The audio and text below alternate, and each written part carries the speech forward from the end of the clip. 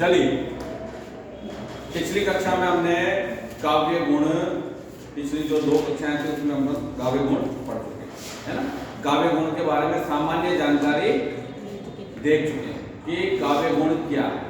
मैंने आपको बताया था कि काव्य गुण, काव्य में जो रस होते हैं उनका उत्कर्ष करते हैं, अर्थात रसों को ग्रहण करने में बढ़ाते हैं, रसों की वृद्धि करते हैं, श्री वृद्धि करते हैं। अब ये काव्य गुण जो हैं ये कितने होते हैं इसके बारे में भी हम पढ़ चुके हैं कि काव्य गुण जो है विभिन्न प्रकार के अलग अलग, जो पहले पूर्व में आचार्य हुए हैं उन लोगों ने, उनके मत जो है वो अलग अलग है। काव्य गुण से संबंधित उनके मत अलग है। भरत मुनि के अनुसार काव्य के 10 गुण हैं, वामन के अनुसार काव्य के 10 गुण हैं और दंडी के अनुसार काव्य के 10 गुण। किंतु काव्य प्रकाश के रचयिता जो हैं आचार्य मुम्मट, उनके अनुसार काव्य के कितने गुण हैं? 3 गुण हैं। उनका मानना है कि जितने भी गुण उन्होंने बताए पूर्व में, चाहे भरत मुनि ने, चाहे वामन ने, चाहे दंडी ने, उनका समाहार इन 3 गुणों में हो गया। और वो 3 गुण कौन से हैं? माधुर्य, ओज और प्रसाद। हम पिछली कक्षा में माधुर्य के बारे में जान चुके हैं कि माधुर्य गुण क्या होता है। माधुर्य का मतलब होता है मधुरता। माधुर्य का गुण होता है मधुरता। माधुर्य का अर्थ जो है वो है मधुरता, यानी कि जिस काव्य रचना को पढ़ करके मन जो है मधुरता से द्रवीभूत हो जाए, चित्त जो है वो द्रवीभूत हो जाए, और जिसमें अनुनासिक वर्णों की अधिकता हो, है ना, छोटे छोटे समासों से बने हुए शब्द रखे गए हों, है ना, और जिसके अंदर बड़े सामासिक पद या ट वर्ग का प्रयोग न के बराबर हो, ऐसी जो रचना होगी वो होगी माधुर्य गुण से। अब अगली बात करते हैं ओज गुण। अगला जो गुण है वो ओज गुण। माधुर्य गुण में मैंने आपको बताया था कि माधुर्य का प्रयोग 3 रसों में होता है। श्रृंगार रस में होता है, शांत में होता है और करुण रस में उसका प्रयोग होता है। माधुर्य का प्रयोग कहां होता है? श्रृंगार रस में, शांत रस में, करुण रस में। अब आज बात करते हैं अपन ओज गुण की। तो अगला पाठ है ओज। ओज गुण दूसरे नंबर का गुण माना जाता है और हमारे काव्य में, हमारे काव्य के अंतर्गत भी है और हमारे जो हिंदी साहित्य का पोर्शन है, सिलेबस है, उसमें रखा हुआ है। तो आज बात करते हैं ओज गुण। ओज गुण के बारे में क्या बताया गया देखेंगे आप कि ओज क्या होता है? ओज का मतलब होता है तेज, ओज का मतलब होता है प्रकाश, ओज का मतलब होता है दीप्ति, ओज का मतलब होता है उत्तेजना। कहने का मतलब यह है कि जिस किसी भी काव्य रचना को पढ़ते ही हमारे मन में उत्साह जागृत हो, आवेश जागृत हो, उत्तेजना आ जाए, जोश आ जाए, है ना, ऐसी रचना को हम ओज से युक्त मान सकते हैं। जैसा कि इसमें लिखा हुआ है कि जिस रचना को सुनने मात्र से मन में उत्साह, वीरता, आवेश आदि जागृत हो। आप देखते होंगे बहुत सारी पोएट्री सुनते हैं अपन, बहुत सारा काव्य पढ़ते हैं, तो पढ़ते ही मन में जोश की भावना आ जाती है। जैसे कोई कवि मंच पे खड़ा होकर के देशभक्ति की बात करता है ना, वीरता की बात करता है, तो एकदम हमारे मन में भी उत्साह आ जाता है, जोश आ जाता है, तेज आ जाता है। तो ऐसी जो रचनाएं होती हैं वो ओज गुण से संपन्न होती है ना। ऐसी रचनाएं जिनको सुनने मात्र से मन में उत्साह, वीरता, आवेश आदि जागृत हो। अब क्या कह रहे हैं, इसका लक्षण और भी है। पहली चीज तो ये हो गई कि ओज का अर्थ होता है तेज, दीप्ति, प्रकाश, है ना, उत्तेजना, आवेश। और दूसरा ये कह रहा है कि जिस किसी रचना को पढ़ने मात्र से मन में उत्साह जागृत हो, वीरता जागृत हो, आवेश आ जाए, तेज आ जाए, उसको हम उस रचना को ओज गुण से संपन्न मान सकते हैं। अब और भी लक्षण बता रहा है कि उस रचना में जहां पे गुण, काव्य में ओज गुण जिस जगह पे होगा तो वहां पे किस तरीके की चीजें हमें देखने को मिल सकती हैं, उसका लक्षण क्या है। तो बता रहा है कि जहां द्वित्व वर्ण, संयुक्त वर्ण का और चा देखो ऊपर लगा हुआ, ठीक है, एवं, इसको आपको बोलने में भी तकलीफ होगी, एवं रकार युक्त वर्णों, रकार युक्त वर्णों ट वर्ग ट ठ ड ढ से बने, ट ठ ड ढ से बने शब्दों की अधिकता व लंबे लंबे सामासिक पदों के द्वारा काव्य रचना की जाए। ये सब चीजें देखने को मिलेगी जहां पे ओज गुण होगा, और ओज गुण के लक्षण में हमें ये चीजें देखने को मिलेंगे कि जहां पर संयुक्त वर्ण होंगे, है ना, और जहां पे रकार से युक्त वर्ण होंगे, ट वर्ग की अधिकता होगी, ट ठ ड ढ ऐसे से बने हुए जो इन अक्षरों से बने हुए शब्द हैं वो ज्यादा होंगे, ठीक है।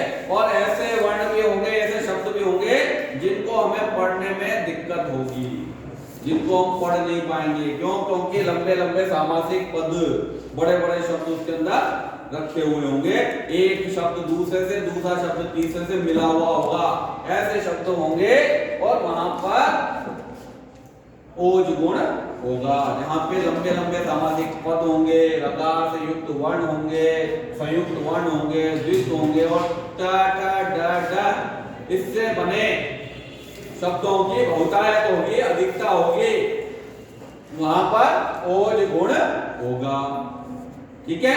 मुख्य बातें क्या बताई कि एक तो ओज गुण का अर्थ क्या होता है? तेज, दीप्ति, प्रकाश, उत्तेजना, आवेश।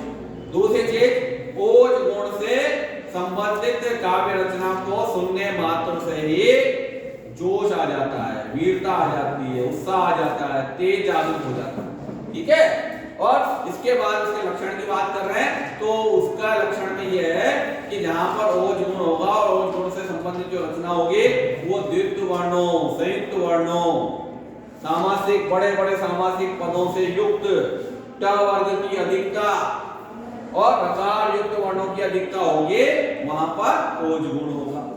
अब देखो उदाहरण क्या कह रहा है कि मारही चपेटनी अटी दांतन, काटे लातन ही जये और चिक करे मरकट भालो, छलवल करे नहीं खल।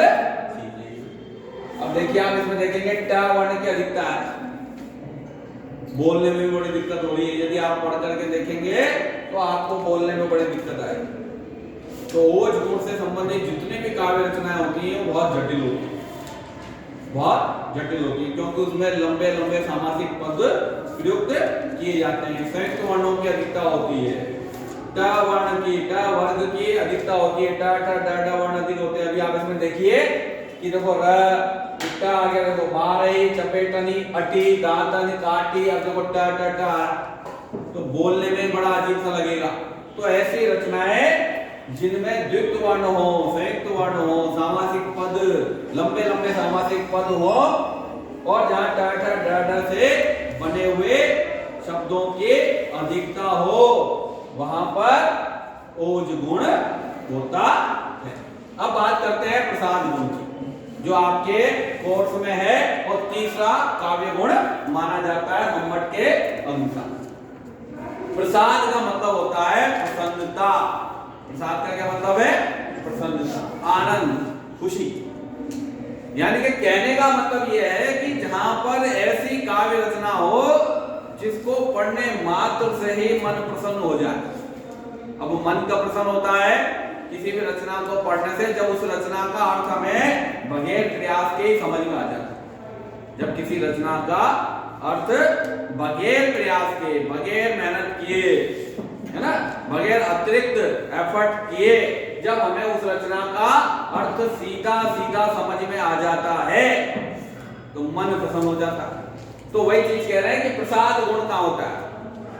प्रसाद का अर्थ होता है प्रसन्नता, यानी कि आनंद, खुशी। अब क्या कह रहे हैं? दूसरी इसकी बात बता रहे हैं कि जहां सरल, सीधे साधे व सुबोध शब्दों के द्वारा काव्य की रचना की गई हो, जहां पे बिल्कुल सरल शब्द हो, कोई लंबे समासों की आवश्यकता नहीं है, ठीक है, सीधे सीधे शब्द हो और वो सीधे, बिल्कुल सीधे साधे शब्द हो और सुबोध, जिसको पढ़ने मात्र से ही हमें उसका बोध हो जाए, ज्ञान हो जाए, अर्थ समझ में आ जाए, ऐसे शब्दों के द्वारा जहां काव्य रचना की जाती है वहां पर प्रसाद गुण होता है।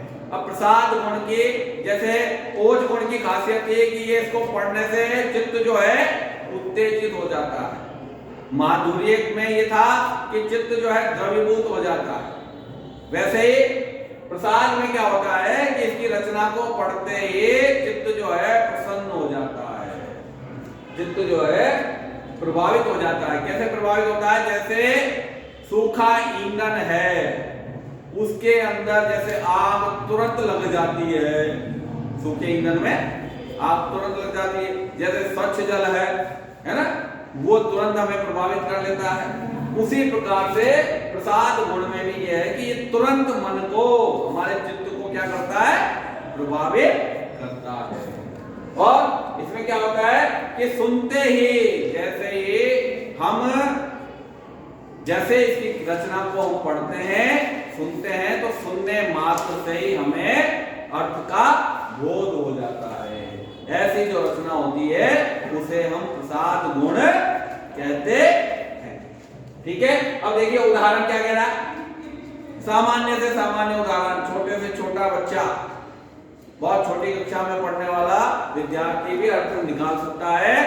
देखिए, उठो हिंदुओं अपने बल को संभालो और दशा हिंदी भाषा की कुछ देखो।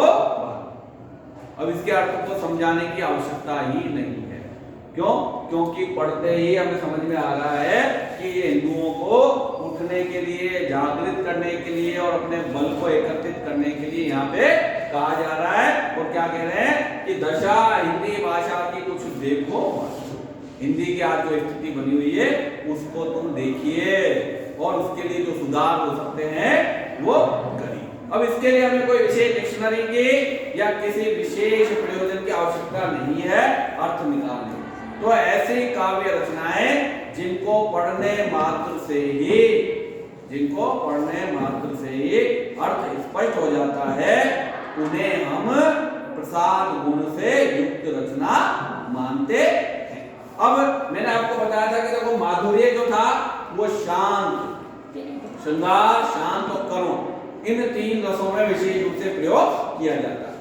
ओज गुण का प्रयोग जो होता है वो होता है वीर रस, क्रोध, भयानक, विभत्स, इन रसों में इसका प्रयोग होता है। और प्रसाद गुण की खासियत है कि ये सभी 9 के 9 रसों में इनका प्रयोग होता।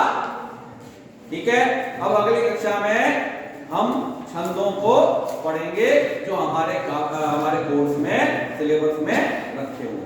ठीक है।